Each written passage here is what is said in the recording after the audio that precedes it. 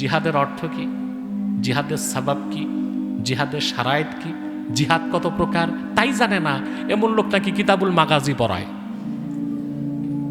আশ্চর্য অবস্থা। জিহাদটা এক প্রকার না। ইবনুল কাইয়্যিম জৌজি জাদুল মাআদে জিহাদের স্তর বর্ণনা করছেন 12টা, মোট 4 প্রকার।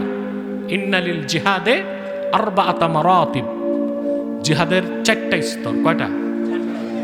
প্রথম হচ্ছে জিহাদুল নাফস, দ্বিতীয়টা জিহাদুল শয়তান, তৃতীয়টা জিহাদুল কুফার ওয়াল মুনাফিকিন ওয়াল মুশরিকিন ওয়া আরবাবিল মাযালিম ওয়া আসহাবিল মুনকারাত, চতুর্থটা হচ্ছে জিহাদ মুস্তাহাব। কয়টা স্তর? একটা হচ্ছে জিহাদুল নফস, নফসের সাথে জিহাদ করে। কিসের সাথে? নফসের সাথে জিহাদটাও কম না, এটাও বড় জিহাদ। আল্লাহ তাআলা বলেছেন ওয়াল্লাযীনা জাহাদু ফীনা লানাহদিয়ান্নাহুম সুবুলানা ওয়া ইন্নাল্লাহা লামাআল মুহসিনিন। আর যারা আমি আল্লাহকে পেতে কঠোর সাধনা করে, মুজাহাদা করে, এই সূরা আলে ইমরানের শেষ আয়াতের উপর আমার আলোচনা আছে 2 ঘন্টার, সোশ্যাল মিডিয়াতে দেখে নেবেন। কথা বুঝতে পারছেন? মুজাহাদা কত প্রকার, জিহাদ কত প্রকার। আল্লাহ তাআলা বলেন যারা কঠোর সাধনা করে, মুজাহাদা করে আমাকে পেতে, আমি আমার কাছে পৌঁছার জন্য সব পথ তাদেরকে দেখায় দিব। সুবহানাল্লাহ। তো জিহাদ মোট কত প্রকার? 12 প্রকার। মৌলিকভাবে প্রথমটা হচ্ছে জিহাদুন নাফস, নফসের সাথে জিহাদ। হ্যাঁ, আল্লাহ কোরআন কারীমে অন্যত্র বলেছেন ফাম্মা মান খাফা মাকামা রাব্বিহি ওয়া নাহা নাফসা আনিল হাওয়া। সুবহানাল্লাহ। এটা হচ্ছে নফসের সাথে জিহাদ। কিসের সাথে? আপনারা তো নফসও বুঝেন না, আপনারা যেটা কাটেন মুসলমানের সময় ওইটারে নফসও বুঝেন। বিষয় কি তাই না? ওটা নফস না, ওটা জাকার।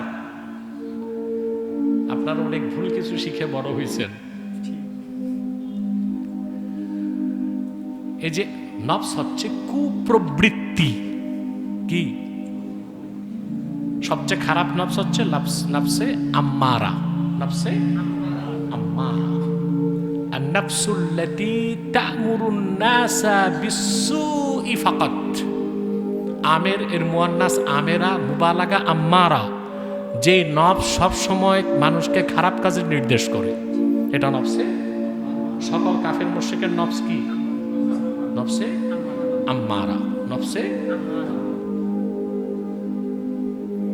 বাঙালিকে যদি বলে তোমার নফস কি, বলবে নফসে খাওয়ামা। খাওয়া শিখছে সে, এই জন্য নফসে কি? খাওয়ামা।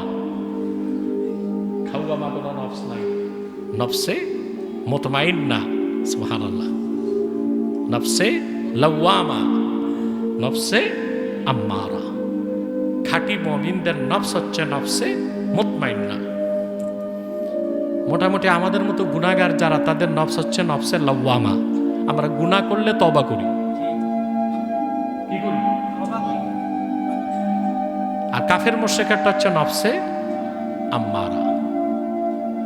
তো এই যে নফসের সাথে লড়াই, এটাও জিহাদ। এটা কি? 2 নাম্বার হচ্ছে জিহাদুশ শয়তান, শয়তানের সাথে জিহাদ। সেটা হচ্ছে আম্মা জিহাদুশ শয়তান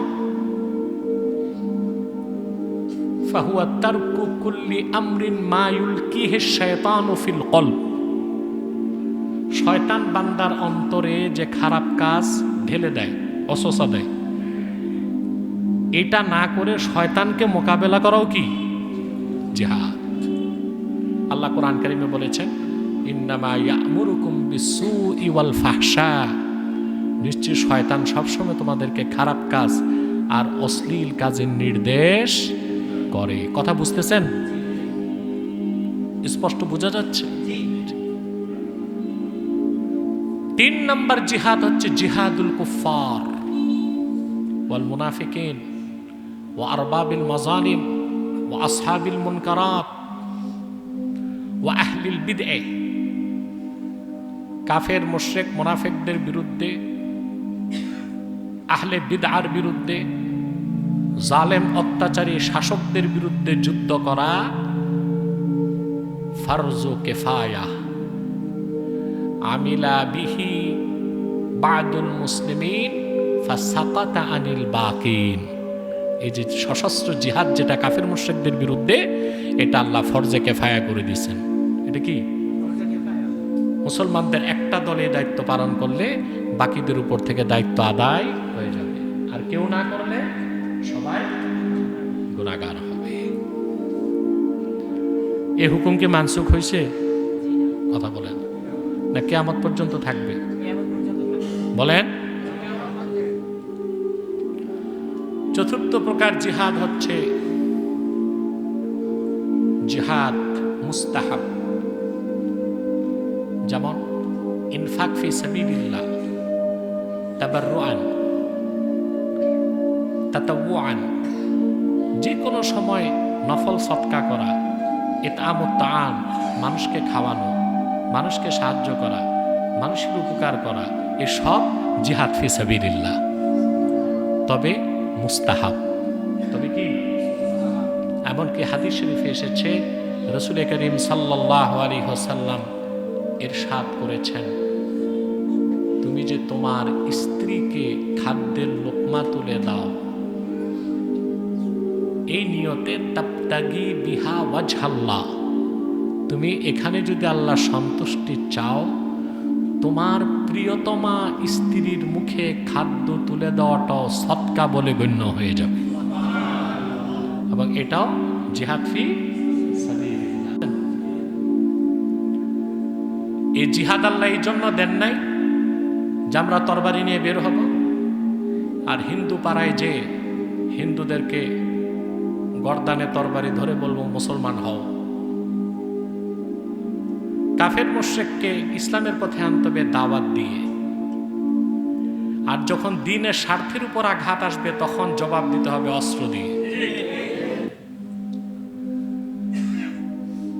আহমকরা তো বুঝেই নাই কখন হাতে তসবি নিব, কখন হাতে তরবারি নিব।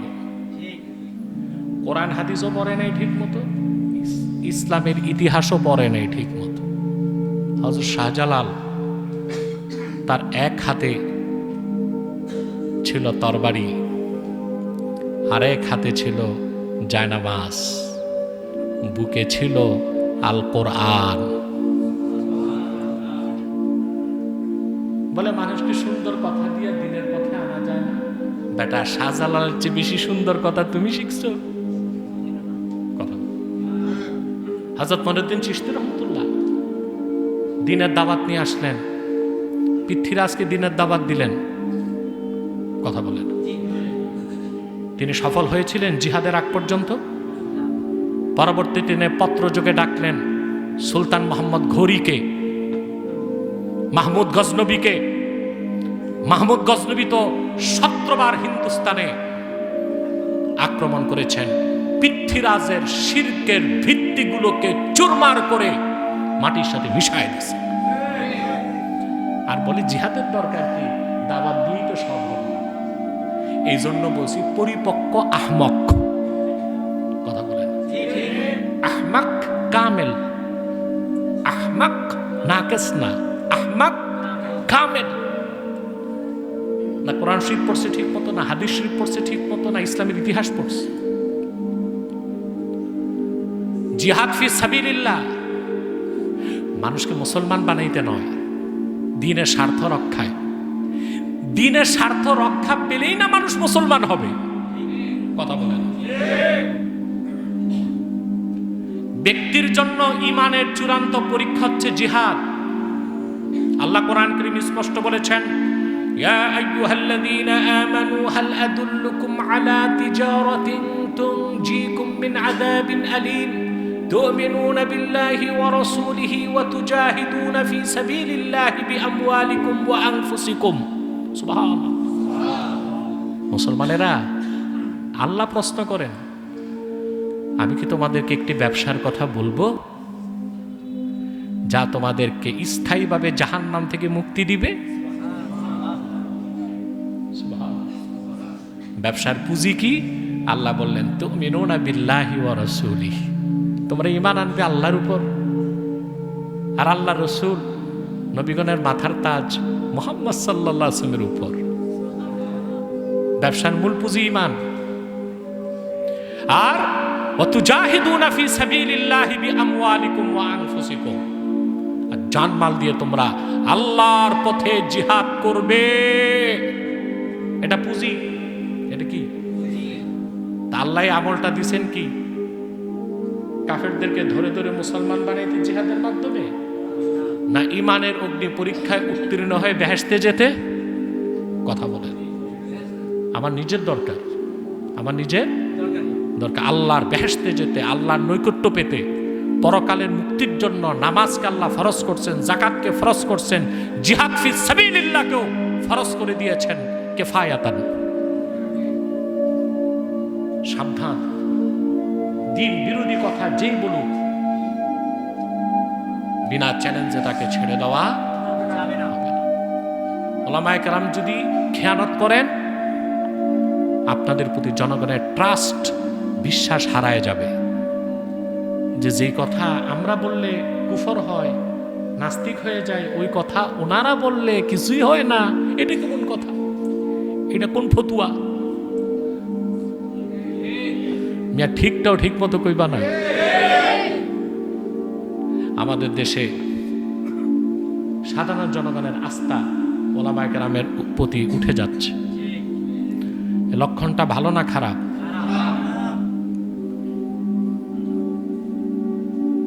সুবহানাল্লাহি বিহামদিহি। আল্লাহ আপন হাবিব মুহাম্মদ সাল্লাল্লাহু আলাইহি ওয়াসাল্লামকে নির্দেশ করেছেন সূরা তাহরিমে, ইয়া আইয়ুহান নাবিয়্যু জাহিদিল কুফফারা ওয়াল মুনাফিকিনা ওয়াগলুজ আলাইহিম ওয়া মাওয়াহুম জাহান্নাম ওয়া বিসাল মাসীর। আমার প্রিয় নবী মুহাম্মদ সাল্লাল্লাহু আলাইহি ওয়াসাল্লাম, আপনি কাফেরদের বিরুদ্ধে, মুনাফিকদের বিরুদ্ধে জিহাদ করুন, তাদের ক্ষেত্রে কঠোর হন। সুবহানাল্লাহ। কোরআনের এই আয়াত থেকে আমরা দুইটা শিক্ষা পাই। আল্লাহর হাবিব নূর নবীজি মুহাম্মদ সাল্লাল্লাহু আলাইহি সাল্লামের মহান সুন্নতগুলির একটি হচ্ছে জিহাদ করা উম্মতের জন্য। দ্বিতীয় সুন্নতের অনুসরণ হচ্ছে কাফের মুশরিকদের ক্ষেত্রে কঠোর হতে হবে। আমাদের কি হতে হবে? কার নির্দেশ? আল্লাহ তাআলা। জোরে বলেন আল্লাহ। যে সমস্ত কাফের মুশরিক বেঈমান নিজ নিজ ধর্ম পালন করবে নিজ নিজ অবস্থানে, তাদের ক্ষেত্রে আমরা কিছু বলতে পারি না। তাদেরকে তাদের ধর্ম পালনের সুযোগ দেব। কিন্তু কাফের মুশরিকদের মধ্যে যারা জিন্দিক বা জানাদেকা, তাদেরকে শুধুমাত্র দাওয়াত দেওয়া যাবে না, তওবার নির্দেশ করা হবে। তওবা না করলে মৃত্যুদণ্ড কার্যকর করতে হবে। জিন্দিকদের, কাদের? কথা বুঝতেছেন? এটা কি অমানবিক কথা বলেন? পৃথিবীর প্রত্যেক সভ্য রাষ্ট্রে রাষ্ট্রদ্রোহিতার শাস্তি কি? মৃত্যুদণ্ড। এটা কি অমানবিক হয়? তো জিন্দিক হচ্ছে কাফের, কিন্তু নিজেকে মুসলিম পরিচয় দেয়, এই জন্য সে সবচেয়ে নিকৃষ্ট কাফের। তার ক্ষেত্রে দাওয়াত না, তাকে তওবা করতে বলা হবে। তওবা না করলে মৃত্যুদণ্ড কার্যকর করতে হবে। ওই মৌলভী সাহেবকে বলবো ভালো করে মাসালা পড়েন। কথা বুঝতেছেন? প্রিয় বন্ধুগণ, এই জিহাদের হুকুম বাকি থাকবে কিয়ামত অবধি। আল্লাহ তাআলা বলেন, ওয়াকাতিলুহুম হাত্তা লা তাকুনা ফিতনাহ ওয়া ইয়াকুনা আদ-দীনু লিল্লাহ। কিতাল করো, লড়াই করে যাও ততক্ষণ পর্যন্ত যতক্ষণ না ফিতনা নির্মূল হয়।